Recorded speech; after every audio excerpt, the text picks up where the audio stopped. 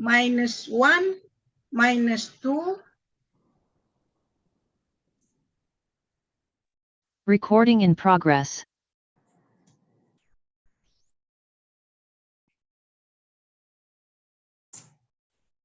Assalamualaikum warahmatullahi wabarakatuh.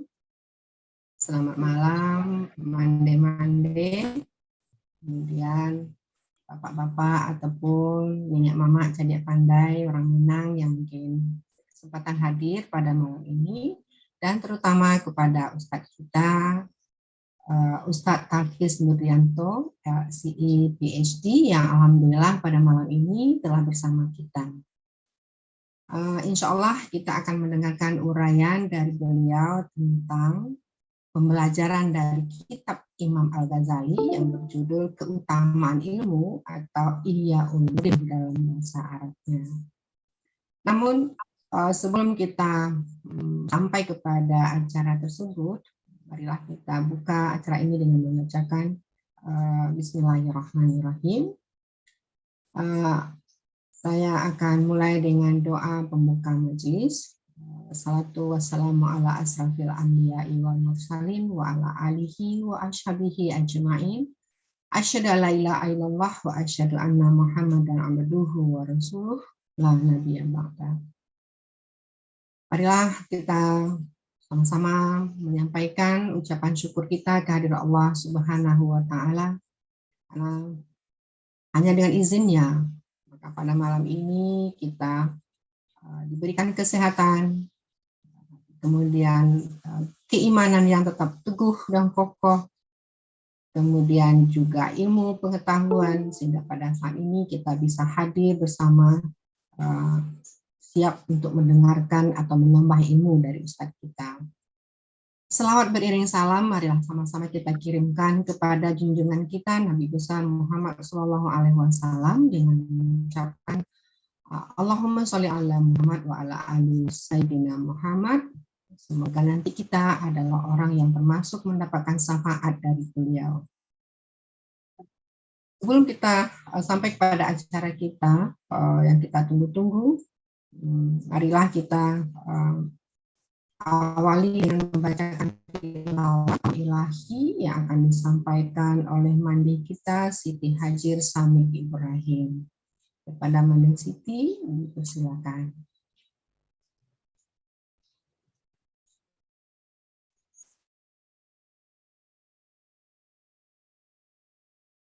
Assalamualaikum warahmatullahi wabarakatuh. Waalaikumsalam warahmatullahi wabarakatuh. A'udzu billahi minasy syaithanir rajim. Bismillahirrahmanirrahim. Ya ayyuhalladzina amanu.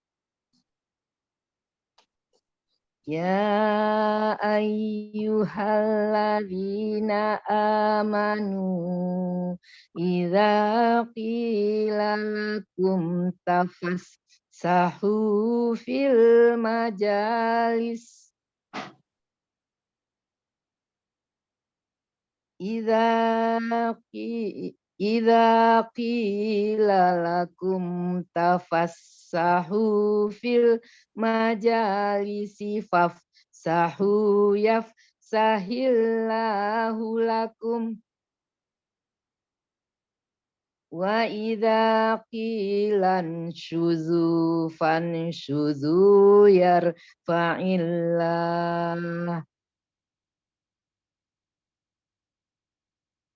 alladzina amanu minkum walladzina utul ilma darajat wallahu bima ta'maluna khabir. Shadaqallahul azim. Assalamualaikum warahmatullahi wabarakatuh. Waalaikumsalam warahmatullahi wabarakatuh. Terima kasih banyak Mandi Siti Haji atau Andul atau Ndebu. Insya Allah Allah akan berikan pahala kepada Mandi yang membacakan dan juga kami yang mendengarkan. Amin ya rabbal alamin. Baiklah, kita dengarkan sejenak sepatah dua patah kata dari yang kita tinggikan serantiang, dahulukan selangkah, Ketua 3M, Ketua Mandi Minang Mancanegara, Mande Nurbaini Makasti Ahmad Ben. Pada Mande dipersilakan. Terima kasih Mande Rina. Bismillahirrahmanirrahim. Rabbi shrah li sadri wa yassir li amri wahlul 'uqdatam min lisani yafqahu. Assalamualaikum warahmatullahi wabarakatuh. Waalaikumsalam warahmatullahi wabarakatuh. Alhamdulillah, puji dan syukur kita panjatkan pada Allah Subhanahu wa taala akan segala nikmatnya yang tidak terhingga nilai dan banyaknya, terutama nikmat Islam yang telah membawa umat kita, umat manusia itu dari zaman jahiliyah, dari zaman kegelapan sampai kepada zaman yang Alhamdulillah. Kemudian tersebutlah nama Imam Ghazali dalam Islam, seorang filosof Islam yang terkenal dan terkemuka pada pusat pengajian tinggi di Baghdad dahulu, yaitu di Madrasah Nizamiyah. Beliau mengatakan bagaimana pentingnya ilmu. Kita semua tentu tahu ya, berilmu jelas sangat penting, setiap sesuatu itu ada ilmunya. Sesuatu yang kita lakukan itu harus sesuai dengan ilmunya. Kalau tidak demikian, pekerjaan kita itu tidak akan berhasil, tidak sempurna. Bahkan sering juga suatu pekerjaan, misalnya dalam research kita ya, itu walaupun kita ikuti prosedurnya, ilmunya, tetapi sering juga gagal. Nah, di sanalah lagi kekuatan yang paling lebih tinggi, yaitu power of Allah Subhanahu wa Ta'ala. Seingat saya itu, menurut Imam Ghazali, ilmu itu memang sangat penting. Tetapi ada yang lebih penting lagi, yaitu urutannya. Urutan di atas ilmu itu ada lagi, yaitu adab, etika, akhlak. Gitu. Jadi ilmu tanpa adab bisa menghancurkan. Dalam Fatwa Al-Bari gitu, Ibnu Hajar menyebutkan ya, wal adabu isti'malu ma yuhmadu qawlan wa fi'lan wa abbara ba'duhum anhu bi annahu al-ahdu bi makarimil akhlak. Jadi al-adab berarti menerapkan segala yang dipuji oleh orang, baik menurut perkataan maupun perbuatan. Itu sebagian ulama juga mendefinisikan adab itu adalah menerapkan akhlak-akhlak yang mulia.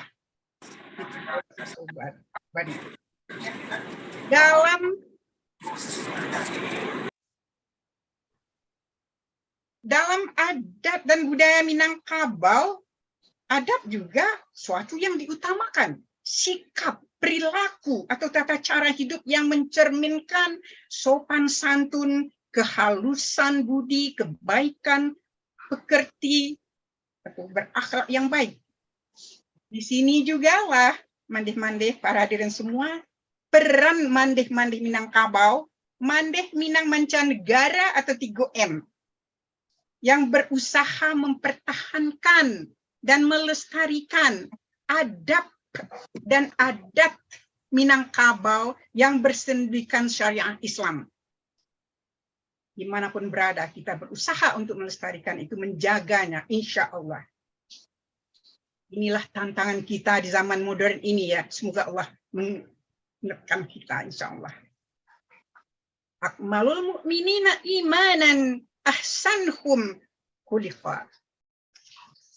Maksudnya, kaum mukmin, kita Minangkabau mukmin, semua kita Islam mukmin. Bagaimana orang mukmin itu? Yaitu kaum mukmin yang paling sempurna imannya, adalah yang paling baik akhlaknya. Ini hadis Hasan, ya, Tirmizi. Dalam teknologi pun ada adab. Misalnya berdasarkan ilmu kimia nuklir, kimia inti, ilmu tentang nuklir atom itu, inti suatu atom, kalau misalnya uranium ya, itu dapat membuat nuklir power, pembangkit tenaga listrik yang untuk kemaslahatan manusia berguna. Tetapi itu bisa dibelokkan untuk membuat senjata nuklir bom yang menghancurkan. Mulanya saya takut ya bersuamikan orang yang bekerja di nuklir power. Tetapi setelah disuruh saya mengajarkan ilmu nuklir itu, rupanya itu berbeda, tetapi bisa dibelokkan begitu sedikit saja gitu ya menurut ilmunya. Jadi itu pun bermakna baik seperti mempertahankan yang nuklir bom itu ya, itu bisa bermakna baik tetapi juga bisa berbuat jelek. Yang berbaik misalnya untuk mempertahankan kita safety kita dari serangan musuh negara, tetapi itu juga bisa yang sebaliknya menghancurkan dari sesuatu bangsa yang menghancurkan bangsa yang lain karena iri dengki serakah suatu bangsa. Jadi teknologi itu pun punya adab. Mana yang boleh, apa batas-batasnya, apa yang tidak boleh. Jadi peran adab sangatlah penting. Subhanallah. Ilmu tanpa adab berarti api tanpa kayu bakar. Dan adab tanpa ilmu seperti jasad tanpa ruh. Jadi, anyway, mari kita dengar ya Ustadz Talkis dalam memberikan pembelajaran kepada kita tentang ilmu dari yang berdasarkan dari kitab kuning Ihya Ulumuddin, kitab Imam Ghazali insya Allah. Waktu saya kembalikan kepada Mandi Rina sebagai moderator. Terima kasih banyak. Wabillahi wal taufiq wal hidayah. Assalamualaikum warahmatullahi wabarakatuh. Waalaikumsalam warahmatullahi wabarakatuh. Kita jadi bersemangat ya kalau mendengarkan Mandi berbicara.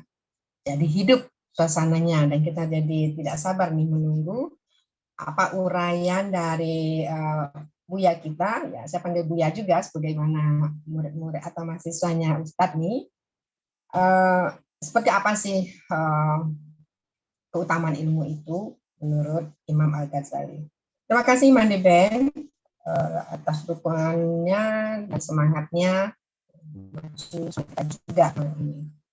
Baik, sebelum kita mendengarkan uraian dari Ustadz Talkis, saya pribadi sebetulnya sangat bersyukur diberi kesempatan untuk memoderatori acara ini karena ini adalah suatu acara yang topiknya itu sangat berat dan sangat penting ya, sebagaimana disampaikan oleh Mandeben tadi.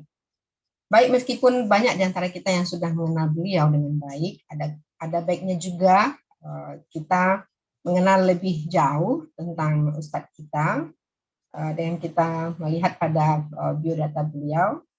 Yang pada dasarnya biodata beliau itu adalah biodata sebagai seorang akademisi ya, di samping sebagai seorang ustadz atau ulama. Nah, Ustadz Talkis Nurdianto LCMA PhD itu dari segi usia itu masih sangat muda, pada segi ilmu tentulah tidak muda ya. Beliau dilahirkan di Desa Dukuh Mangkasan, RT 004 RW 034. Maaf, alamat beliau ya. Alamat beliau dari Dukuh Mangkasan RT 04 RW 034, Desa Ambar Ketawang, Kecamatan Gamping, Kabupaten Sleman, Daerah Istimewa Yogyakarta. Yogyakarta itu selalu menarik dan merindukan atau dirindukan untuk dikunjungi. Sekali ke sana ingin kembali ke sana. Nah, bidang beliau itu adalah pendidikan bahasa Arab. Tadi sempat bicara dengan Ustadz bahwa Ustadz itu S1-nya saja sudah merantau jauh ke negeri Kairo dengan belajar di University Al-Azhar dalam bidang bahasa Arab selama 12 tahun dari 2003 selama 7 tahun dari 2003 sampai 2010. Tentulah sudah sangat banyak yang beliau pelajari di sana. Ustadz sampai saat ini memiliki seorang istri. Tidak tahu ya apakah Ustadz menjalankan sunnah Rasul yaitu Bunda Soliku Nihayah, ya, seorang yang juga memiliki pendidikan tinggi, bergelar Master Psikologi, jadi beliau adalah psikolog, dan tadi Ustadz bilang juga bahwa beliau juga seorang aktivis Islam, aktif di Aisyah. Ya. Tapi di sini belum disebutkan anak-anak. Nah, setelah di Al-Azhar Kairo makan S1, Ustadz kita tidak puas dengan ilmu yang sudah menurut kita itu sudah sangat dalam. Beliau kemudian melanjutkan ke jenjang master pada Universitas Gadjah Mada, dalam bidang yang sama juga ya Ustadz, bahasa Arab. Kemudian ini beliau tamat pada tahun 2012. Maaf Ustadz. Ya, setelah S2 atau jenjang master, kemudian Ustadz menambah ilmu lagi ke negeri seberang, yaitu di Universitas Sains Islam Malaysia, di negeri jiran, untuk program doktoral, dan selesai tahun lalu, jadi masih segar sekali, yaitu tahun 2022. Biasanya dokter yang baru tamat ini semangatnya sangat tinggi. Nah, sebagai seorang pendidik atau yang bekerja atau akademisi di perguruan tinggi, Ustadz sudah memiliki jabatan lektor, yaitu jabatan yang minimal sebetulnya sebagai seorang dokter, insya Allah akan sampai pada guru besar Ustadz. Nah, kalau dilihat dari data Ustadz ini betul-betul seorang akademisi yang menjalankan Dharma perguruan tinggi dengan baik, ya. Ini dapat kita lihat dari penelitian beliau sangat aktif meneliti sampai tahun 2021, itu masih meneliti sejak tahun 2018, dan sebagian besar dari penelitian ini sudah dipublikasikan di dalam bentuk jurnal, ya, baik nasional maupun internasional. Kemudian beliau juga aktif di dalam pengabdian, yaitu berbagi ilmu kepada masyarakat. Ya, dan dapat kita lihat dari berbagai kegiatan kemasyarakatan di sini. Nah, publikasi beliau selain dari berupa jurnal juga sudah ada 12 buah buku. Semuanya itu terkait dengan pembelajaran bahasa Arab, pengajaran bahasa Arab, baik menggunakan metode yang tradisional atau yang biasa-biasa, maupun metode yang sudah menggunakan media. Nah, di dalam pengajaran Ustadz juga termasuk yang aktif, ya, dan produktif karena beliau telah menghasilkan juga berbagai buku ajar. Barangkali itu sejarah singkat tentang gambaran singkat tentang seorang akademisi. Kemudian Ustadz juga telah menjadi berbagai menjadi narasumber atau pembicara dalam berbagai kegiatan ilmiah nasional maupun internasional. Nah, di sini kita tentu tidak lagi mempertanyakan, tidak meragukan narasumber sebagai seorang ulama. Baik, tanpa memperpanjang waktu, ada baiknya kita langsung saja kepada inti dari acara ini, yaitu sepenting apa sih ilmu itu menurut Imam Al-Ghazali dalam kitabnya. Apakah begitu pentingnya sesuai dengan apa yang disampaikan oleh Allah kepada surat pertama yang diturunkan kepada Nabi besar Muhammad SAW, yaitu surat Iqra, baca dan baca. Atau juga begitu pentingkah sehingga Allah pun memberikan kepada Adam ilmu untuk mengetahui nama-nama benda di sekitarnya. Sehingga kami dalam bidang linguistik juga mengatakan bahwa Nabi Adam diberikan kekuasaan oleh Allah, adalah orang yang pertama yang diberi kekuasaan untuk Allah memberi nama kepada benda-benda di bumi ini. Jadi bukan termasuk nama-nama tumbuhan, jadi bukan orang biologi ya, tapi adalah Nabi Adam. Baik, kepada Ustadz kami persilahkan untuk memberikan uraian yang tentu telah dipersiapkan untuk kita bersama. Silakan Ustadz. Terima kasih. Assalamualaikum warahmatullahi wabarakatuh. Waalaikumsalam warahmatullahi wabarakatuh. Alhamdulillah alladzi bi ni'matihi tatimmus shalihat. Asyhadu an la ilaha illallah wahdahu la syarikalah. Wa asyhadu anna Muhammadan abduhu wa rasuluh la nabiyya ba'dah. Allahumma salli wa sallim ala nabiyina wa rasulina Muhammad sallallahu alaihi wasallam wa ala alihi wa ashabihi wa man tabi'ahu bi ihsani ila yaumiddin. Qala Allahu azza wa jalla fi kitabihil karim, a'udzu billahi minasyaitonir rajim. Bismillahirrahmanirrahim. Yarfa'illahu alladhina amanu minkum walladhina utul ilma darajat. Amma ba'du. Bunda-bunda yang dirahmati oleh Allah ya, dan juga jamaah pendengar dimanapun berada, alhamdulillah kesempatan kali ini kita bisa bertemu kembali. Sebelumnya kita sudah pernah ketemu dalam acara Mande Minang Mancanegara. Waktu itu kita membahas tentang Ramadan kalau tidak salah ya Bunda Uni ya. Kita membahas tentang itu, dan sekarang ini kita berjumpa lagi dengan tema yang baru dan menjadi bagian dari kebutuhan hidup kita sebenarnya, dan kita tidak bisa terlepas dari itu, adalah ilmu. Dan ketika kita bicara tentang ilmu, maka kita tidak bisa hidup tanpa ilmu gitu. Oleh karena itulah kemudian dalam sabda Rasul SAW, la tazalu qadamal abdi yaumal qiyamah hatta yus'al an arba'in. Tidak akan bergeser dua kaki anak Adam pada hari kiamat nanti sampai dia ditanya 4 perkara. Yang terakhir itu adalah an ilmihi madza amila bihi, tentang ilmunya, apa yang telah dia amalkan. Maka tadi yang disampaikan sama Bunda Rina bahwa kita menjadi mulia ketika kita menjadi insan yang berilmu, sebagaimana tadi disampaikan sama Bunda Uniben bahwa ilmu itulah menjadikan kita berbeda ya dengan makhluk yang lain gitu. Nabi Adam dimuliakan itu juga karena ada ilmunya. Nah, insya Allah pada kesempatan kali ini kita akan bersama, bukan dari saya saja, tapi juga dari pemirsa, kemudian dari hadirin hadirat, dari jamaah, bisa berkontribusi bersama mengkaji kitab Ihya'u Ulumiddin. Ihya'u Ulumiddin. Kalau kita mengungkapkan dalam bahasa Indonesia kan biasanya Ihya Ulumuddin dalam bahasa Latin. Ihya Ulumuddin, Ulumuddin. Sedangkan ini adalah satu frase atau fragmen idhofa, maka dibaca dengan Ihya Ulumiddin. Sebenarnya tidak salah kalau kita membaca Ihya Ulumuddin, karena sudah menjadi mafhum dan masyhur di kalangan masyarakat. Imam Ghazali yang menulis kitab Ihya Ulumuddin inilah kemudian memberitahukan kepada kita terkait dengan pentingnya satu ilmu, karena kita diciptakan oleh Allah Subhanahu wa taala dalam kondisi yang awalnya kita itu tidak berilmu, tetapi Allah kemudian memberikan kepada kita perangkat-perangkat yang boleh dengannya itu kita mendapatkan ilmu sebagai bekal dalam kehidupan kita.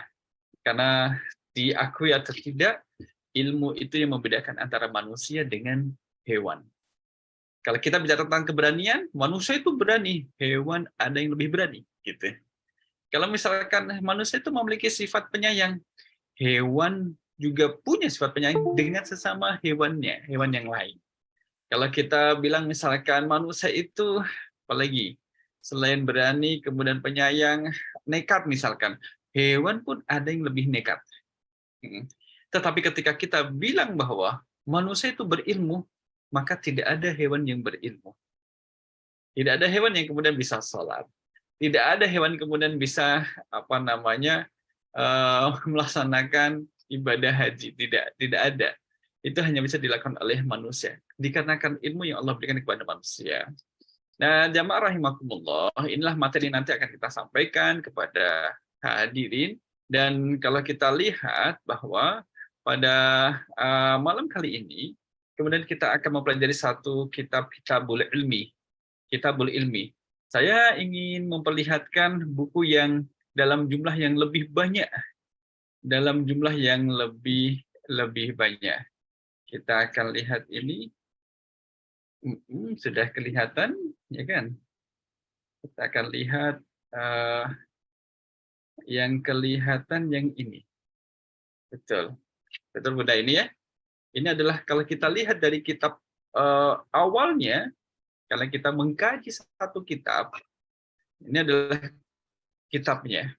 Kitab yang menjadikan kita harus bersabar dalam bertolabul ilmi.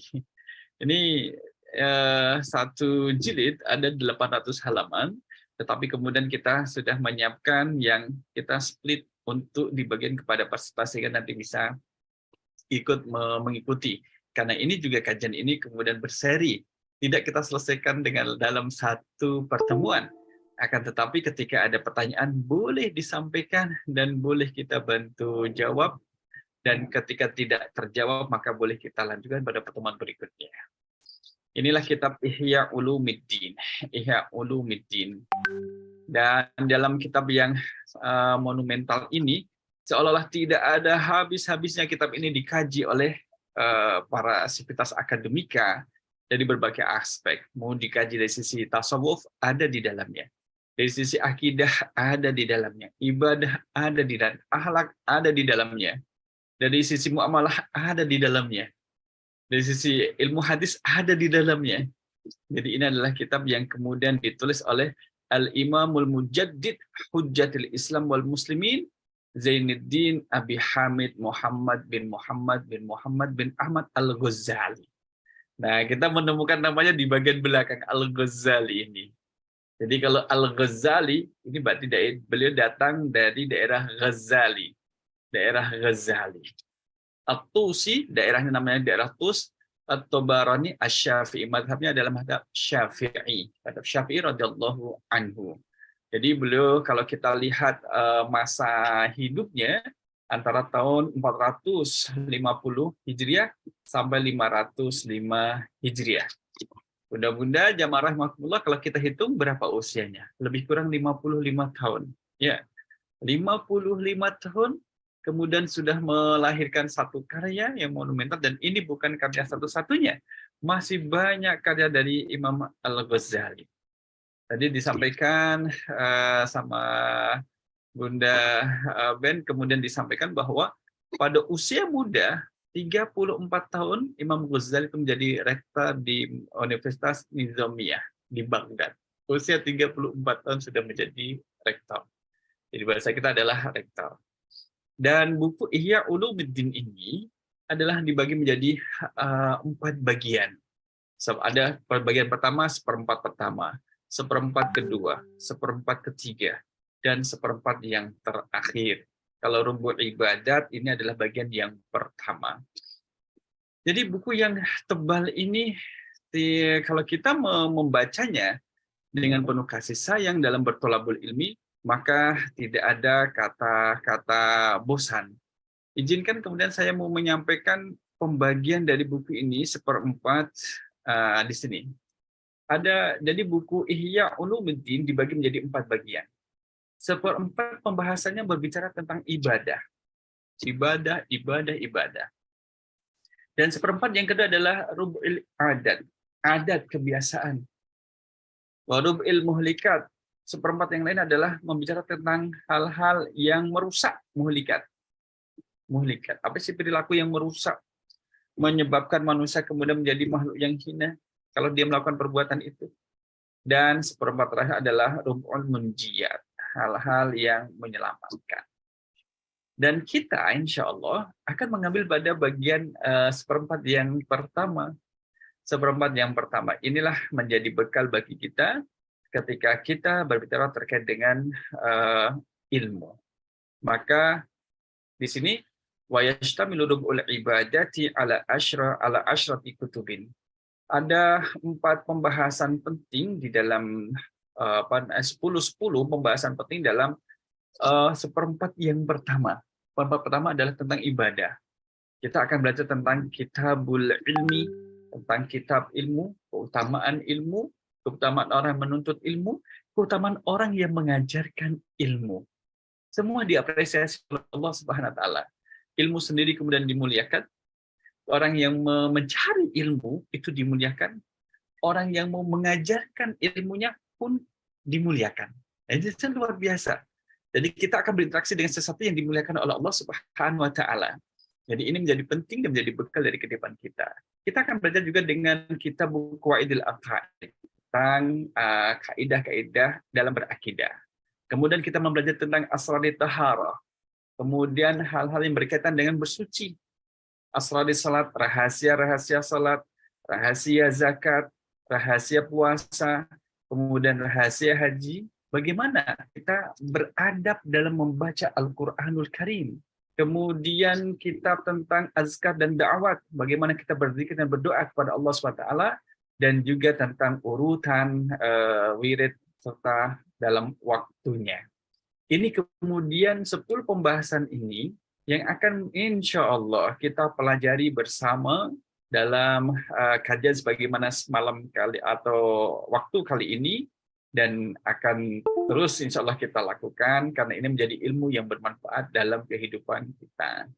Jadi kita akan mengambil 1/4 bagian buku yang pertama dan bagian pertama dari 10 pembahasan dalam 1/4 yang pertama. Yang pertama adalah Kitabul Ilmi, tentang ilmu, yang kedua tentang akidah, yang ketiga tentang rahasia bersuci, rahasia taharah, yang keempat tentang rahasia salat, yang kelima itu adalah berkaitan dengan rahasia zakat, yang keenam adalah rahasia-rahasia puasa, yang ketujuh adalah rahasia haji, yang kedelapan adalah adab dalam membaca Al-Quranul Karim, yang kesembilan tentang zikir dan doa, dan yang ke-10 tentang urutan dalam wirid tertentu.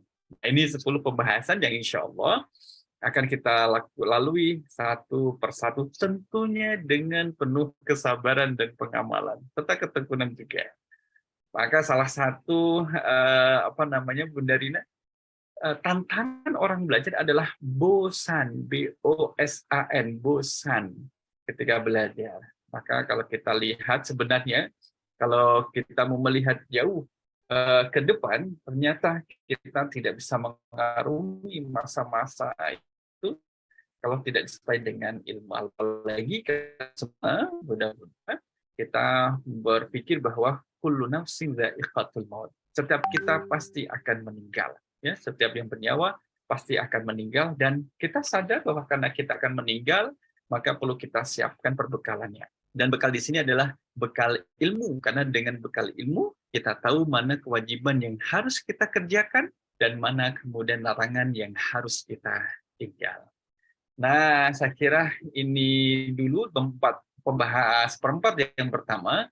Jadi kalau sudah habis insya Allah masuk pada seperempat yang kedua. Pembahasan sudah habis misalkan, masuk seperempat yang ketiga dan seperempat yang terakhir. Insya Allah berarti seperempat satu buku dari kitab Ihya Ulumuddin nanti insya Allah sudah kita ketahui, tinggal ditunggu kapan dipraktikkan dan diamalkan. Nah, ini menjadi penting, ilmu akan terjaga kalau kita mengamalkan. Sebagaimana sahabat radhiyallahu anhum itu adalah menjaga ilmunya dengan mengamalkan dan mengajarkan.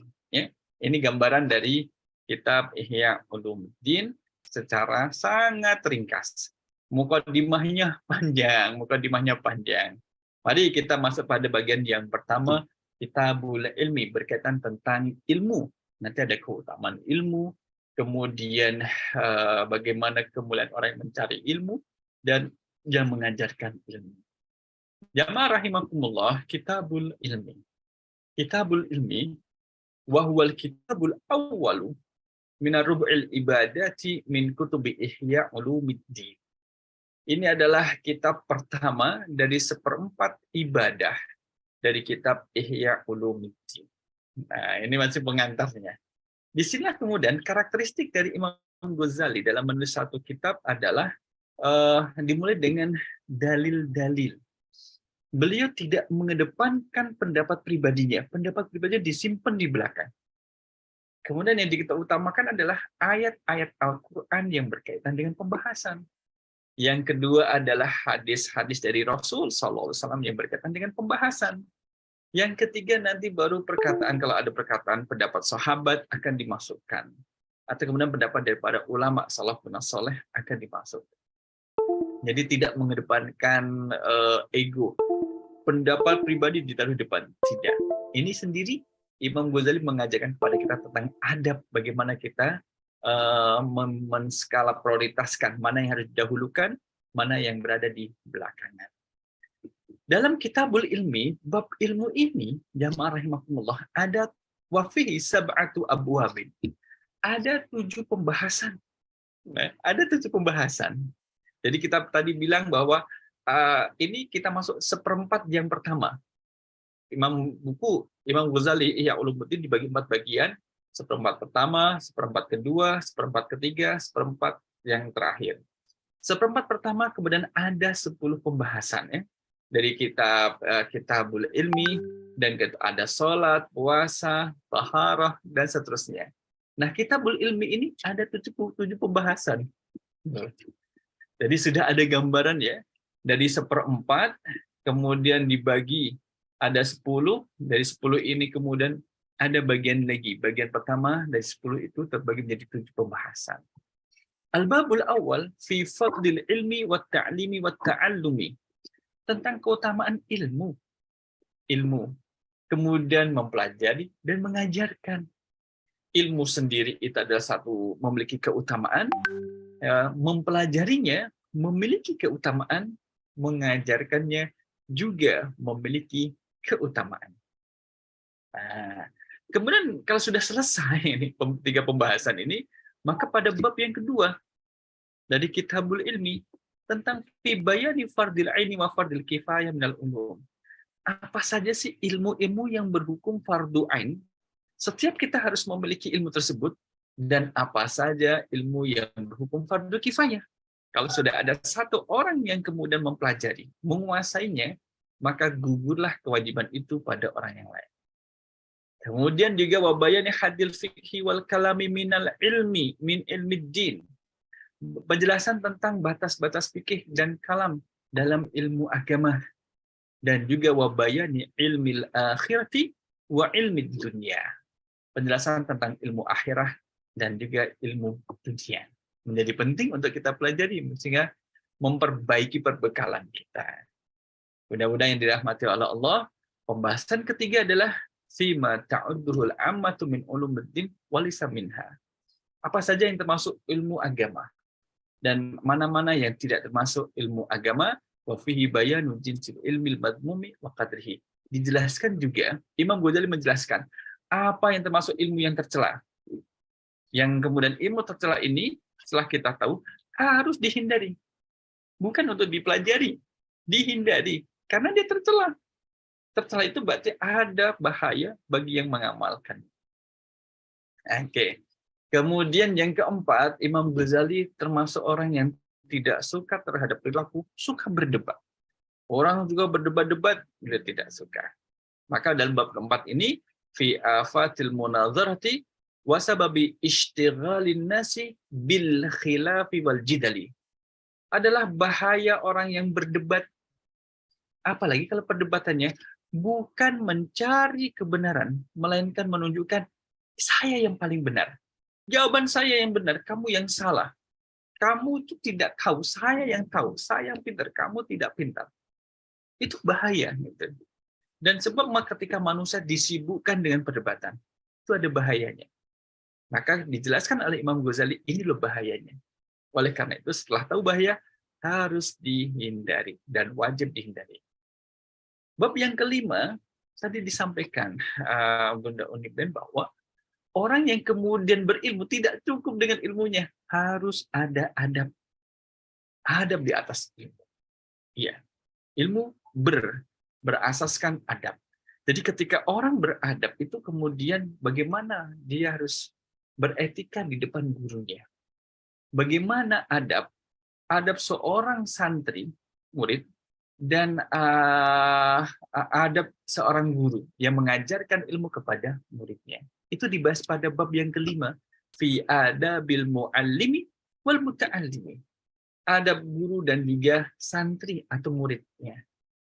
Adab orang yang mengajarkan ilmu dan orang yang menuntut ilmu. Ada adabnya.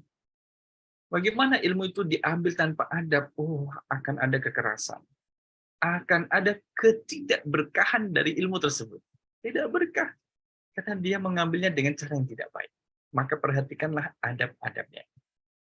Kemudian al-babus sadis pada bab yang ke-6 ini fi afatil ilmi wal ulama. Ilmu itu kemudian bisa membahayakan pada pelakunya jika pelakunya tidak mentaati pada ilmu. termasuk juga tantangan dari orang-orang yang berilmu. Jamaah rahimakumullah, tantangan orang berilmu mungkin dia tidak mukul, tapi tantangannya adalah ketika kesombongan itu menempel pada dirinya. Merasa lebih tahu daripada orang lain. Kemudian melemahkan dan merendahkan orang lain. Itu problematika orang yang berilmu. Ya, orang berilmu lebih mudah mengatakan atau meremehkan orang lain yang dianggap tidak berilmu. Ya. Wal alamatil fariqati bainal ulama'id dunya wal ulama'il akhirah. Nanti Imam Ghazali akan menjelaskan apa sih bedanya antara ulama dunia dengan ulama akhirat.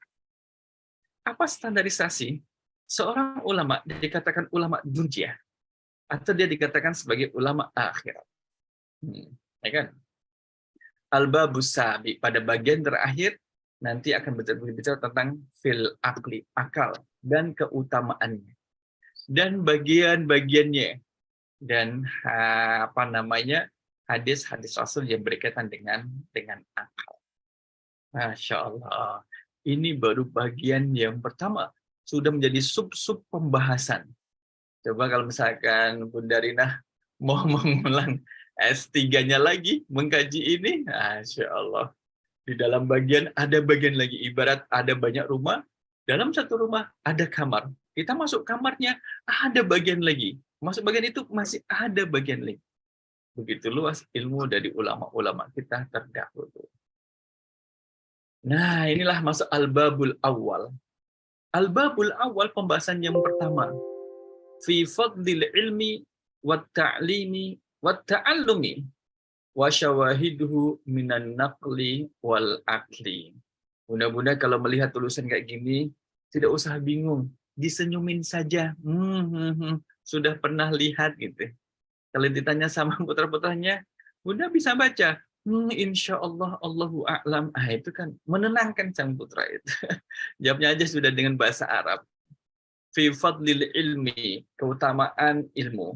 Wa ta'lim, bela mempelajarinya. Wa ta'allumi, mengajarkannya. Wa syawahiduhu, dan juga dalil-dalil baik minan naqli, dari Al-Quran hadis, wal akli, dan juga dari pendapat dari sahabat radhiyallahu anhum dan juga ulama-ulama yang lain. Fadilatul ilmi, keutamaan ilmu. Nah, di sini membahas tentang keutamaan ilmu. Ilmu sendiri punya keutamaan. Sesuatu yang memiliki keutamaan ketika menempel pada sesuatu yang lain, maka yang ditempeli ikut memiliki keutamaan. Ketika sesuatu ini kemudian diberikan kepada yang lain, maka yang memberikan sesuatu ini juga memiliki keutamaan. Itu sama seperti ilmu, orang yang mencarinya maka memiliki keutamaan, disebut dengan keutamaan pencari ilmu, thalabul ilmi. Ketika ilmu ini diajarkan, maka yang mengajarkan ilmu itu juga memiliki keutamaan. Dia sendiri, ilmu sendiri memiliki keutamaan, orang yang memperlakukan ilmu dengan baik juga akan memiliki keutamaan. Syawahiduha minal Qur'anil Karim. Contoh, kemudian dalil dari Al-Qur'anul Karim. Qauluhu ta'ala, a'udzu billahi minasyaitonir rajim. Syahidallahu annahu la ilaha illa huwa wal malaikatu wa ulul ilmi. Syahidallahu, bersaksi, Allah bersaksi, annahu la ilaha illahu, tidak ada Tuhan selain Dia. Huwa wal malaikatu, dan juga malaikat, wa ulul ilmi, dan orang-orang yang berilmu. Urutannya adalah syahidallahu, anzur, lihatlah kaifa bada'a subhanahu wa ta'ala binafsi, bagaimana Allah kemudian memulai dengan dirinya sendiri, Allah bersaksi. Yang kedua adalah malaikat bersaksi tidak ada Tuhan kecuali Allah. Kemudian yang ketiga adalah orang-orang yang berilmu yang bersaksi bahwa tidak ada Tuhan selain Allah. Jadi urutannya adalah urutan ketiga. Setelah Allah, malaikat, kemudian orang-orang yang berilmu. Misalkan, fangzur, perhatikan ayat ini. Syahidallahu, Allah bersaksi tidak ada Tuhan selain Allah. Wal malaikatu, dan malaikat. Wa ulul ilmi, dan orang-orang yang berilmu. Allah memulai dengan binafsihi, dirinya. Wasanna bimalaikatihi, dan yang kedua dengan malaikat. Wasallasa bi ilmi, dan yang ketiga Allah yang bersaksi adalah orang-orang yang berilmu. Maka di sinilah kemudian wanahika bihada syarafan wa fadlan wa jalalan wa nabalan. Bagaimana kemudian Allah memberikan kemuliaan kepada orang yang berilmu, disebut namanya. Budak-budak yang dirahmati oleh Allah, coba misalkan ketika nama kita disebut, katakanlah untuk contoh adalah disebut oleh orang yang kita idolakan. Dia tahu nama kita, memanggil nama kita. Bagaimana perasaan kita? Senang. Nama saya disebut gitu. Nama saya disebut, senang itu. Nah, itu tabiat. Apalagi di sini yang menyebut nama kita bukan makhluk. Allah Subhanahu wa taala menyebut nama kita. Karena apa? Bukan karena kita sebagai manusia adalah, melainkan karena kita termasuk orang-orang yang berilmu. Kalau tidak berilmu, tidak masuk di dalamnya. Tidak, dia keluar dari barisan ini. Tidak disebutkan. Itulah kemudian Allah memuliakan ilmu dan memuliakan orang yang bersama dengan sesuatu yang dimuliakan oleh Allah Subhanahu wa taala. Kemudian waqala Allah Ta'ala a'udzubillahi minasyaitonir rajim. Yarfa'illahu alladhina amanu minkum walladhina utul ilma darajat. Rafa'a yarfa, mengangkat. Allah mengangkat. Siapakah yang diangkat oleh Allah? Alladzina amanu minkum. Orang-orang yang beriman di antara kalian. Dan siapa lagi? Walladzina utul ilma. Dan orang-orang yang berilmu, dia memiliki ilmu. Diangkat berapa tingginya toh? Darajatin. Beberapa derajat. Berapa derajatnya? Allahu a'lam. Posisi yang penting adalah posisinya lebih tinggi, lebih mulia dari sebelumnya. Dikarenakan dia berilmu. Bukan karena dia kaya. Bukan karena dia itu berprestasi. Karena dia berilmu. Yang ilmunya itu, jamaah rahimakumullah, adalah ilmu yang kemudian menghambakan dirinya sebagai seorang hamba gitu. Hamba itu kan berarti kemudian tunduk terhadap Rabb-nya. Menjadikan dirinya mengetahui bagaimana posisinya di hadapan Allah Subhanahu wa taala. Itu adalah ilmu. Jadi ketika kita menjadi orang berilmu, berarti kita diangkat derajat kita oleh Allah Subhanahu wa taala. Orang lain mungkin mengatakan biasa-biasa saja, tapi ini yang mengangkat adalah Allah. Beda dengan orang lain kemudian, wah kita eluk-elukan si fulan, kita angkat, kita kasih anugerah, award, kemudian dan sebagainya. Tapi kalau Allah tidak menganggap itu sebagai kelebihan, ya tidak. Tapi Allah akan menganggap suatu kelebihan bagi orang-orang yang berilmu. Jadi derajat kita, jemaah rahimahullah, itu diangkat oleh Allah Subhanahu wa taala. Terlebih karena kita sudah beriman, maka keimanan itu harus berbalut dengan ilmu. Kenapa? Kalau iman tidak disertai dengan ilmu, boleh menjadi tersesat. Yang dilarang dikerjakan, yang diperintahkan kemudian ditinggalkan. Karena tidak ada ilmunya. Beriman hanya ikut-ikutan. Kalau yang diikuti salah, dia ikut salah. Ikut jatuh dalam kesalahan juga. Berbeda kalau misalkan dengan ilmu. Mengenal Allah, ma'rifatullah dengan ilmu itu terasa nikmat. Karena kita mengetahui siapakah Allah itu. A'udzubillahi minasyaitonirrajim.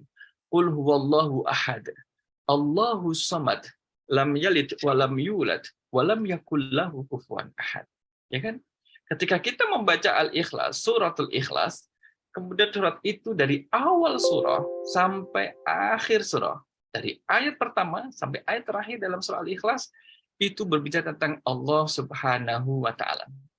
Maka ketika kita ma'rifatullah, mengenal Allah dengan ilmu yang Allah berikan kepada kita, itulah sesuatu yang kemudian diinginkan oleh Ali bin Abi Thalib radhiyallahu anhu karamallahu wajhah.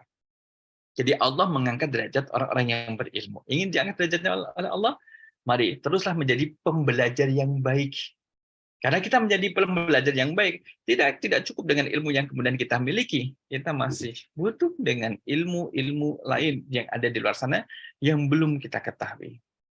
Maka qala Ibnu Abbasin radhiyallahu anhuma, Ibnu Abbas, semoga Allah meridainya, lil ulama'i darajatun fawqal mu'minina bi 700 darajatin. Bagi ulama itu mudah-mudahan yang bahagia, itu memiliki derajatnya di atas kaum mukminin, itu di atasnya setinggi 700 derajat. 700 derajat. Jadi orang mukmin, tangan saya ini orang mukmin. Di atasnya ini ada derajat lebih tinggi adalah mereka orang-orang yang berilmu. Antara orang yang berilmu dengan orang yang beriman ini jaraknya 700 derajat. Ma baina darajataini, antara satu derajat dengan derajat yang lain, masiratu khamsi mi'ati amin, 500 tahun. Kalau satu derajat dengan derajat yang lain, jarak satu derajat pertama dengan derajat yang kedua itu 500 tahun. Maka kalau misalkan 700 derajat, berapa tahun?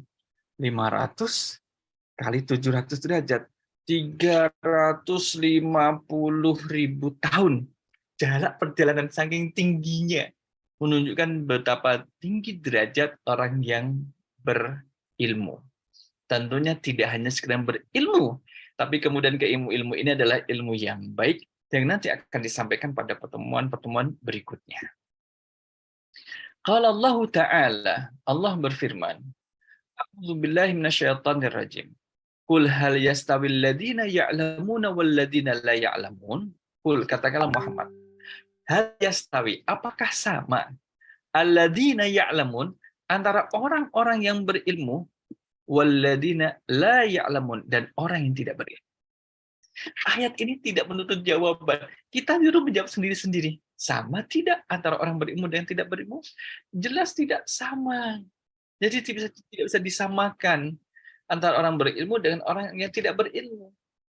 Imam Ghazali sendiri termasuk mengutip dari pendapat Khalil bin Ahmad bahwa manusia dengan ilmu terbagi menjadi 4. Pertama, rajulun yadri wa yadri annahu yadri. Orang yang berilmu, tahu. Dan dia tahu bahwa dirinya itu tahu. Orang yang berilmu, dan dia tahu bahwa dirinya itu berilmu. Maka orang ini harus mengajarkan ilmunya pada orang lain. Yang kedua adalah rajulun yadri. Wala yadri annahu yadri. Orang ini berilmu, tapi dia tidak sadar. Dia tidak tahu kalau dirinya termasuk orang yang berilmu. Maka harus ingatkan kalau dia itu berilmu. Gitu. Ini biasanya terjadi pada seperti orang yang tidur. Seorang profesor sekalipun, Bu Darina, seorang profesor benar. Kalau dia tidur, apakah dia tahu kalau dirinya seorang profesor? Tidak tahu. Dia akan dibangunkan. Prof, bangun Prof. Prof, ini profesor loh ya. Gitu. Nah, gitu. Jadi tipe orang kedua adalah dia berilmu, tapi tidak tahu kalau dia itu berilmu, tidak merasa berilmu. Yang ketiga adalah rajulun la yadri wa yadri annahu la yadri. Orang yang tidak tahu, tidak berilmu, tapi dia sadar bahwa dirinya ini tidak berilmu, tidak tahu. Oleh karena itu, orang yang ketiga ini dia akan belajar. Kenapa kamu belajar? Karena saya tahu bahwa saya tidak tahu, maka saya mau belajar agar tahu. Yang keempat adalah ini, rajulun la yadri wa la yadri annahu la yadri. Orang yang kemudian tidak tahu dan tidak sadar kalau dirinya itu tidak tahu. Terus bagaimana kita mengingatkannya? Dia tidak tahu, dibilang bodoh, tapi dia tak tahu kalau dirinya ini bodoh. Ini bahaya kalau orang seperti yang keempat ini, tipe yang keempat, kemudian memberikan fatwa, memberikan nasihat pada orang lain. Boleh jadi malah salah nanti. Malah menjauhkan orang lain dari syariat Islam yang benar. Nah, wa qala ta'ala, dan Allah Ta'ala berfirman, a'udzubillahi minasyaitonirrajim. Innama yakhsyallaha min ibadihil ulama'u. Innama memberi makna hanya yakhsyallaha, yang takut kepada Allah, min ibadihi, dari hamba-hamba Allah adalah al-ulama, orang-orang yang berilmu. Semakin bertambah ilmu kita, seyogyanya, sepatutnya semakin bertambah takutnya kita kepada Allah Subhanahu wa Ta'ala. Karena kita bertambah ilmunya, maka ketakutannya menjadi bertambah. Apa makna takut kepada Allah? Makna takut kepada Allah ini adalah kemudian menjadikan kita tidak meninggalkan perintah dan tidak melakukan atau mengerjakan larangan. Itu adalah bentuk ketakutan. Maka khasya yakhsha di sini, innama yakhsha adalah takut kepada Allah yang melahirkan mendekatkan diri kepada Allah. Ketakutan yang melahirkan pendekatan. Semakin takut, semakin dekat. Semakin takut, semakin dekat kepada Allah SWT. Bukan yang kemudian takut, kemudian menjauhkan diri. Wah, misalkan saya takut sama ular, kemudian kita lari terbirit-birit meninggalkan ular. Tidak. Tapi di sini khasya yakhsya yang berarti takut adalah mendekatkan diri kepada Allah Subhanahu wa taala. Semakin bertambah ilmunya, maka semakin dekat kepada Allah Subhanahu wa taala. Nah, budak-budak yang dirahmati Allah Subhanahu wa taala. Qala ta'ala, "Qul kafa billahi syahidan baini wa bainakum wa man 'indahu ilmul kitab." Dan katakanlah Muhammad, cukuplah bagi Allah syahidan sebagai saksi.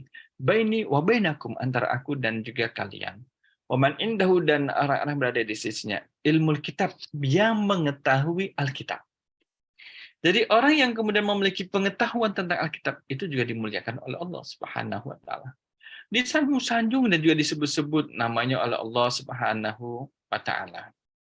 Dan kemudian firman Allah, qala Allah taala, qala alladzi indahu ilmu minal kitabi an atika bihi.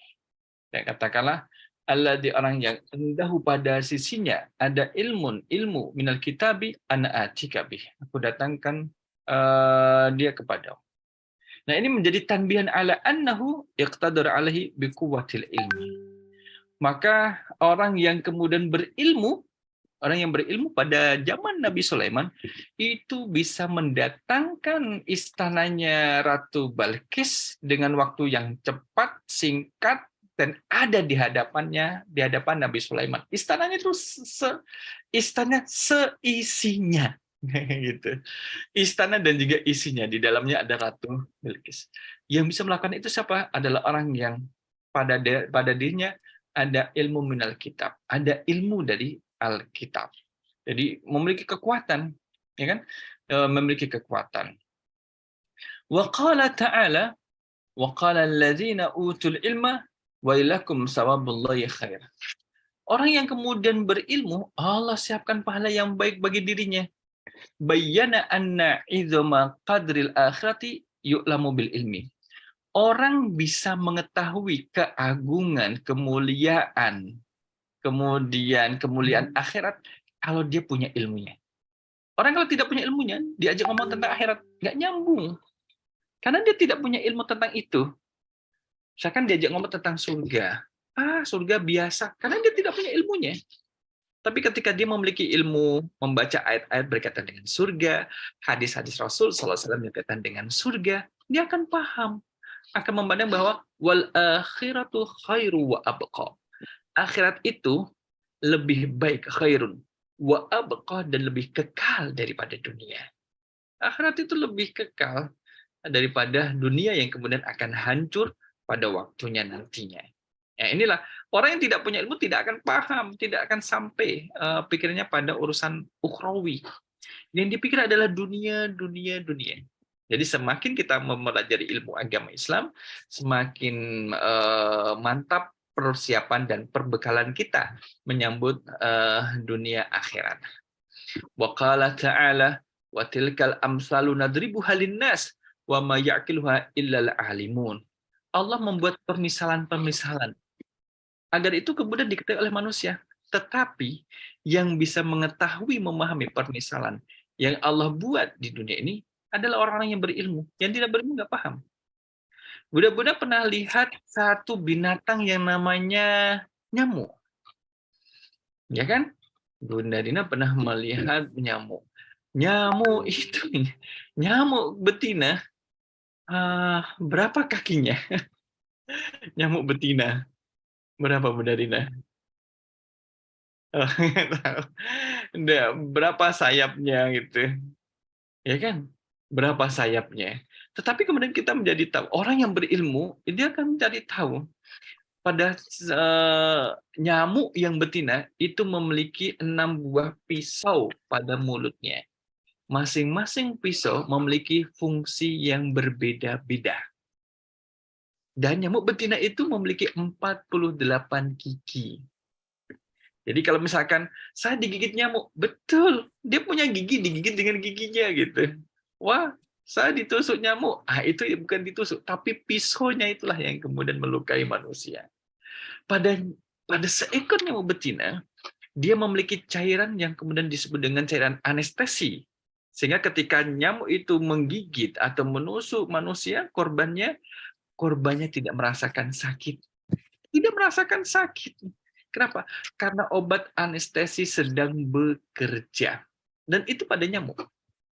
Nyamuk itu tidak mau memakan darah yang biasa-biasa saja dari tubuh manusia. Melainkan dia akan mengambil dan mencari darah terbaik dari tubuh manusia. Kalau laki-laki biasanya bagian belakang, telinga, karena ini adalah daerah yang jarang disentuh oleh pemiliknya. Jadi setelah kemudian dihisap darahnya. Itu nyamuk bisa. Karena nyamuk memiliki alat detektor untuk mendeteksi posisi darah terbaik ada di bagian tubuh sebelah mana. Itu adalah nyamuk. Kemudian nyamuk ini memiliki satu cairan yang berfungsi untuk mencairkan darah agar bisa dihisap. Kalau kita lihat, jadi seseorang kemudian terluka keluar darahnya, dalam waktu saat dia akan kering, ketika darahnya sedikit. Kenapa? Karena sedikit, kering. Pada nyamuk, jika dia memiliki cairan untuk mencairkan darah sehingga bisa dikonsumsi. Nah, itu nyamuk. Dan nyamuk itu memiliki 3 buah jantung. Allah, 3 buah jantung. Kalau kita kejar nyamuk ke sana kemari, malah kita yang gos-gosan, kita yang kalah. Dan terakhir, pada punggung seekor nyamuk itu masih ada binatang yang hidupnya di punggungnya nyamuk. Ini tidak diketahui oleh orang kecuali orang yang berilmu. Pemisahan seperti ini tidak diketahui kecuali orang-orang yang berilmu. Maka Allah muliakan orang yang berilmu. Kemudian waqala ta'ala walau radduhu ila rasuli wa ila ulil amri minhum. Walau radduhu ila rasuli wa ila ulil amri minhum. Maka radda hukmahu fil waqai ila istimbatihim. Kalau ada satu perkara, urusan yang susah untuk dipecahkan masalahnya, maka kembalikanlah kepada Rasul dan kepada orang-orang yang berilmu di antara mereka. Agar nanti orang berilmu ini akan mengambil satu hukum.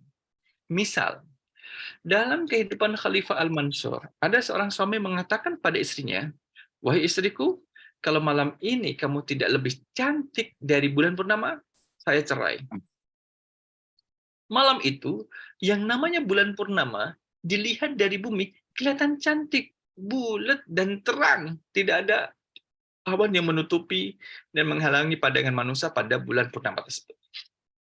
Maka saat itulah istrinya itu ditalak, diceraikan. Dia namanya kalau tidak salah adalah Isa bin Musa atau Musa bin Isa. Musa bin Isa namanya. Orang tua perempuan ini tidak terima. Masa gara-gara bulan purnamaan putri saya dicerai? Nggak terima. Maka banding kepada Khalifah Al-Mansur waktu itu, dari dinasti Abbasiyah. Maka Khalifah Al-Mansur, dia tidak memutuskan sendiri, melainkan dia mengumpulkan orang-orang yang berilmu. Sangat berilmu. Orang yang berilmu kemudian dikumpulkan oleh Khalifah Al-Mansur dari berbagai mazhab Syafi'i, Hanafi, Hambali, Maliki. Kemudian Khalifah Al-Mansur memberikan kesempatan kepada masing-masing ulama untuk memberikan tanggapannya. Apakah jatuh talak atau tidak? Kalau misalkan seorang suami mengatakan, kalau malam ini engkau tidak lebih cantik dari bulan purnama, saya cerai. Ternyata memang bulan purnama cantik. Maka ulama pertama dari 3 ulama ini, Maliki, kemudian Hambali, dan juga Syafi'i mengatakan jatuh talak. Karena itulah talak bersyarat. Sebagaimana dalam ucapan suami pada istrinya, kalau hari ini kamu masuk toko si A, tak cerai. Ternyata istrinya masuk pada toko si A, diceraikan. Talak bersyarat. Tapi ada satu ulama yang kemudian masuk dari mazhab Hanafi, tidak berpendapat. Kecuali setelah ditanya oleh khalifah, bagaimana pendapatmu wahai ulama dari bermadhab Hanafi? Maka dia berpendapat berbeda dengan tiga ulama sebelumnya, mengatakan tidak jatuh cerai. Lah kok bisa? Alasannya apa? A'udzubillahi minasyaitonirrajim. Laqad khalaqnal insana fi ahsani taqwim. Laqad khalaqnal insana. Sungguh kami benar-benar telah menciptakan manusia fi ahsani taqwim, dalam sebaik-baik bentuk dan sebaik-baik rupa. Sehingga namanya bulan, secantik-cantiknya bulan, sebagus-bagusnya bulan, tidak bisa mengalahkan kecantikan makhluk yang bernama manusia. Maka tidak jatuh talak. Itu bisa diputuskan ketika dengan ilmu. Bukan dengan suara 3 banding 1. Bukan suara mayoritas.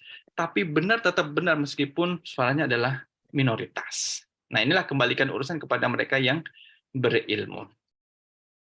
Wa qila fi qali ta'ala, dan dikatakan dalam firman Allah Ta'ala, ya bani Adam qad anzalna alaikum libasa yuwari sawatikum. Yani al-ilmu. Jadi anzalna, wahai bani Adam, telah kami turunkan kepada kalian libasan, pakaian, yuwari sawatikum, yang akan menutupi aurat kalian. Itu adalah ilmu.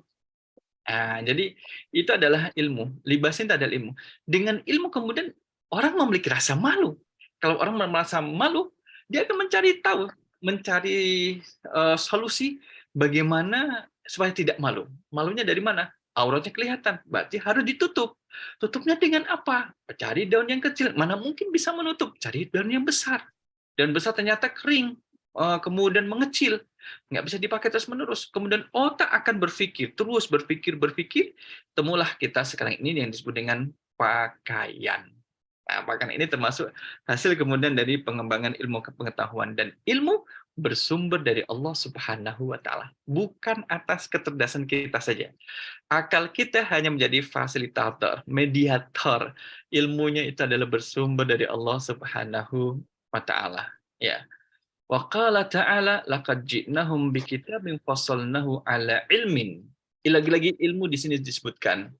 Wala naqussanna alaihim biilmin. Maka kami benar-benar akan menceritakan tentang mereka biilmin, dengan ilmu. Termasuk juga wa qala ta'ala bal huwa ayatum bayyinatum fi suduril ladina utul ilma. Dan tetapi dia adalah tanda-tanda yang nampak jelas fi suduril ladina utul ilma, di dalam dada-dada orang-orang yang berilmu. Sini misalkan firman Allah, khalaqal insan 'allamahul bayan. Allah yang menciptakan manusia dan mengajarkan ilmu. Wa inna ma dzakara dzalika fi ma'ridil imtinan. Orang yang diberi ilmu oleh Allah itu adalah bagian dari nikmat. Sehingga ketika kita mengetahui sesuatu, itu adalah nikmat berilmu yang Allah berikan kepada kita. Allahu a'lam bishawab. Sampai di sini untuk pembahasan kesempatan kali ini, dan pada pertemuan berikutnya kita akan ngambil hadis apa saja. Apa bunyi hadis yang kemudian menjelaskan tentang keutamaan ilmu. Tentunya tadi dari ayat Al-Quran yang kemudian kita saksikan, itu memang tidak mengcover semuanya. Sebagian masih banyak ayat-ayat yang kemudian berbicara tentang kemuliaan ilmu, dan Imam Ghazali sudah menyebutkan cukup banyak di pembahasan yang pertama. Karena ilmu menjadi sesuatu yang dimuliakan oleh Allah, maka mari kita muliakan sesuatu yang dimuliakan oleh Allah. Dengan cara apa? Menjemput ilmu. Karena ilmu harus didatangin. Ilmu tidak mendatangin kita, tapi kita yang mendatangi ilmu tersebut. Allah a'lam bishawab. Assalamualaikum warahmatullahi wabarakatuh. Waalaikumsalam Waalaikumsalam warahmatullahi wabarakatuh. Masya Allah Ustaz, luasnya ilmu yang diberikan malam ini. Tentu luas sekali ilmu yang ada di dalam buku itu. Kita perlu banyak waktu. Ini ceria atau gimana? Ini kayaknya bukan pertama untuk yang terakhir ya. Ada kelanjutan lah ya.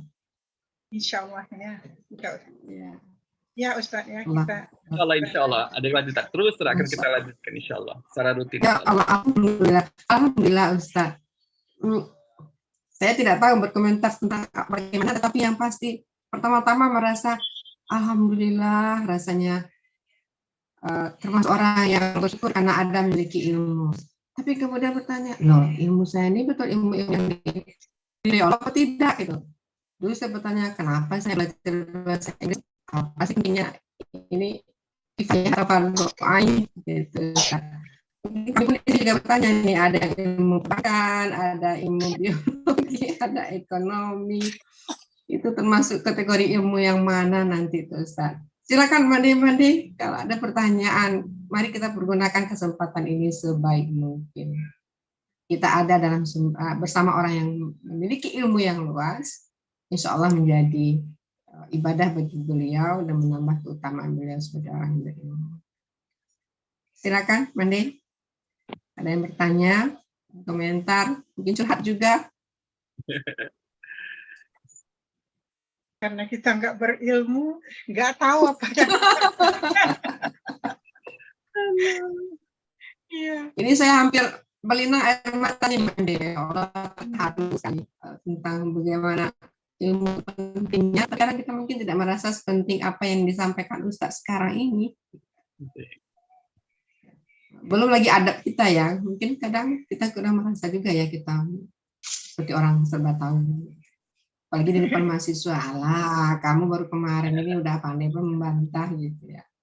Itu suatu saat pernah kita ya seperti itu ya, termasuk orang yang seperti itu tanpa kita sadari.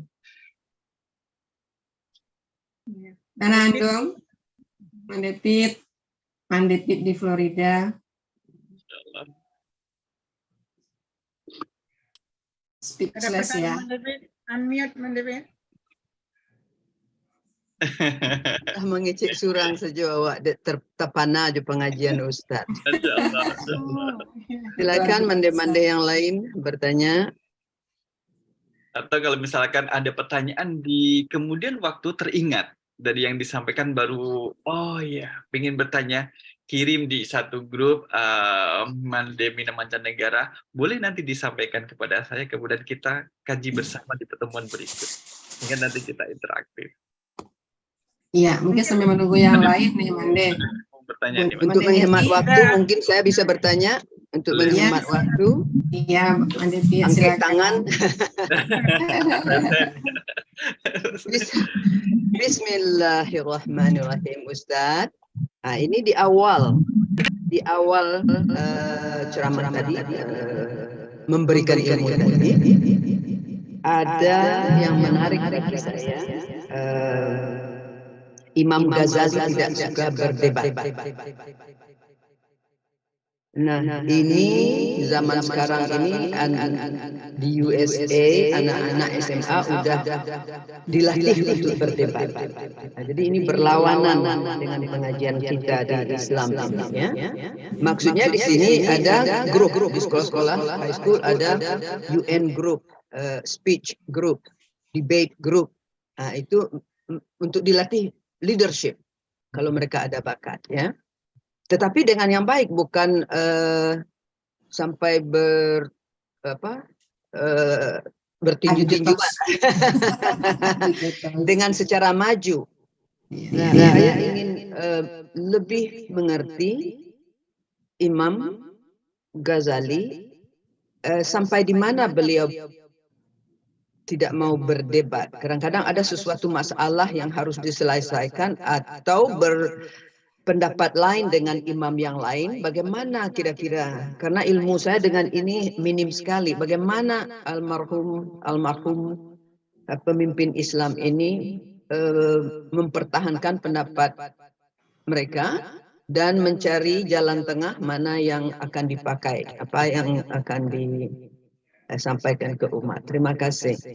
Terima kasih Bunda Abdul. Izin menjawab Bunda Dina ya. Tentunya akan menjadi berbeda. Kalau memang sekarang ini kalau putra-putra kita dilatih berdebat, karena untuk ya seperti melatih leadership dan public speakingnya biar jalan. Yang tidak disukai oleh Imam Ghazali adalah kemudian perdebatan yang hanya menunjukkan bahwa dirinya itu adalah yang paling pintar, paling benar. Itu tidak disukai oleh Imam Ghazali. Tetapi perdebatan dan perbedaan pendapat untuk menguatkan argumen siapa yang dalil, argumennya yang paling kuat, tanpa harus merendahkan argumen yang lain, itu yang harus dihormati. Kalau dalam pembahasan fikih, Bunda David, ada misalkan ada satu persoalan, kemudian dilihat dari dua sisi yang berbeda.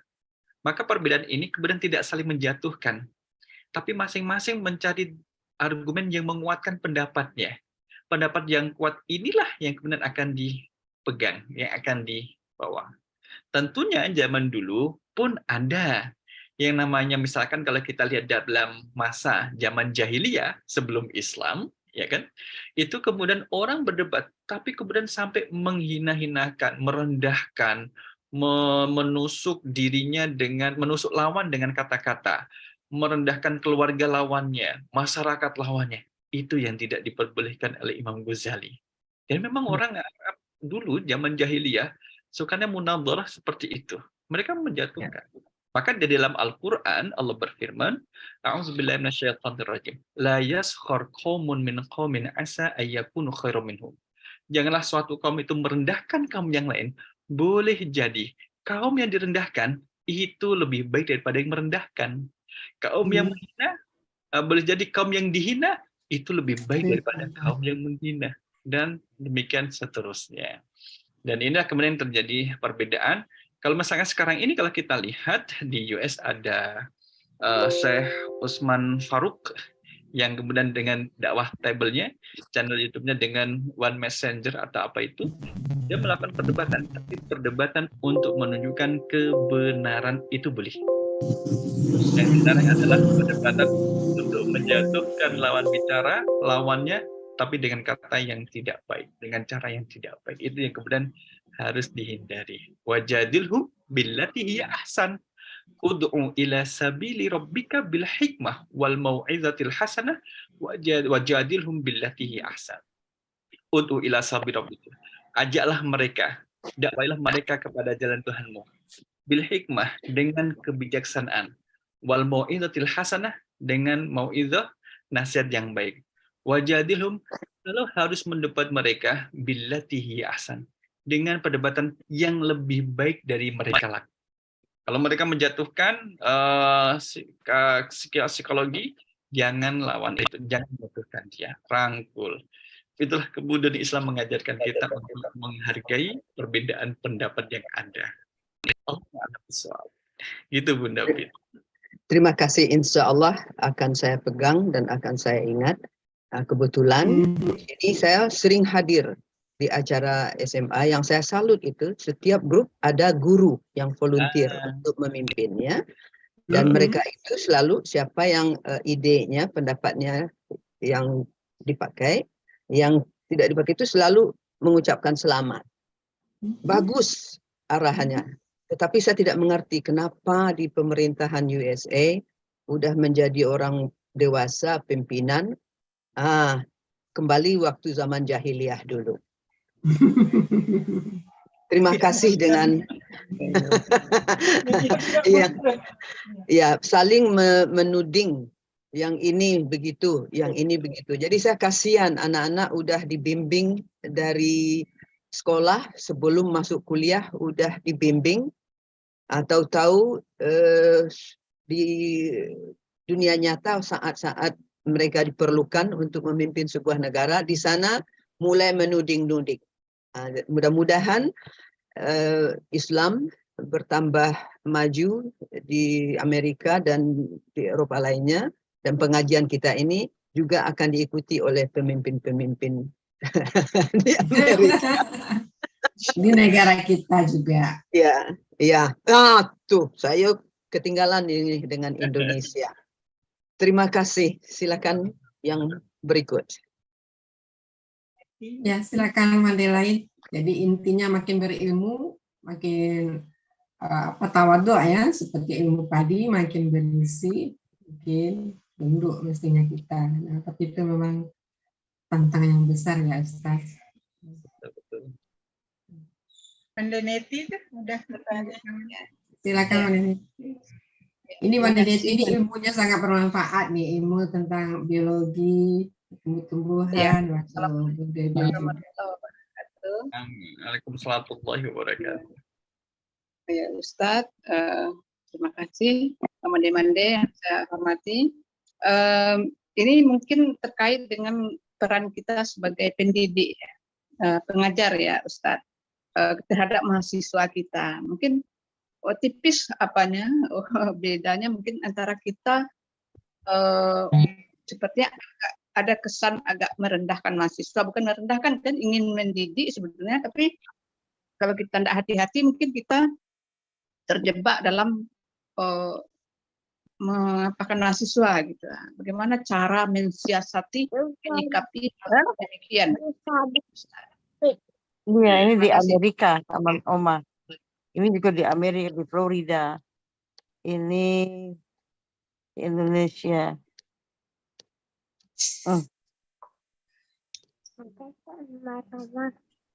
Terima kasih Bunda Tati.